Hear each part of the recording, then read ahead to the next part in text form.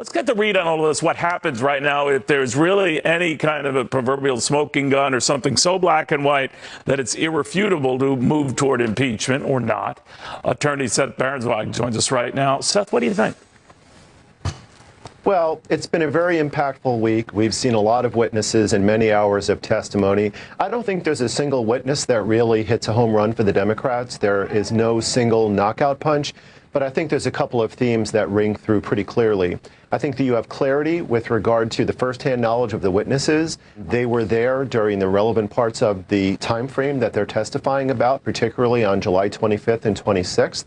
When you go through the testimony in the week. And I also think there's a theme of consistency. Yes, there was some very effective cross-examination by the Republicans this week. But if you really put everything together, largely, there's not a very significant dispute as to the central facts that are at issue here. And when you tie those facts together with some of the public statements of the president with respect to the Bidens, I agree that it's an uphill battle, but this is a battle that is still very much ongoing on Capitol Hill. So I guess what I'm asking is, what would be next? I mean, if they're going to depose more witnesses, or we don't know, they've got this break to consider, and whatever momentum Democrats might have had, does that continue after the break, or then we get knee deep in the coming caucuses and primaries? The calendar begins to play against them. Could be for them, but what do you think? Well, I think that we'll hear about more witnesses. There'll be more hearings. But there's a very crucial wild card that's still sitting out there with respect to John Bolton.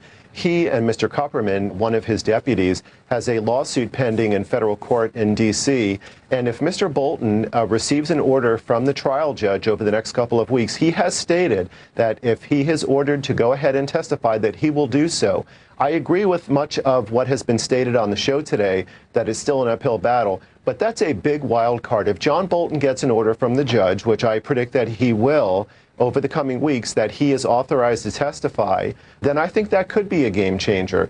Remember, this is not about any one witness. This is about putting the fact pattern together. You have a relatively concise pattern that really fits within a couple of months. And although I agreed that when you talk about high crimes and misdemeanors, that there is some wiggle room there, I think that Adam Schiff is telegraphing very clearly they're going after bribery. That's going to be that and abuse of power as some of the major targets. That's very clear. That's very concise. And then the question becomes, is there going to be a development over the next couple of weeks, such as a ruling for John Bolton that could really change the mix as it relates to the Republicans that have to have their decisions moved once we get the articles of impeachment and it rolls over to the Senate for a trial?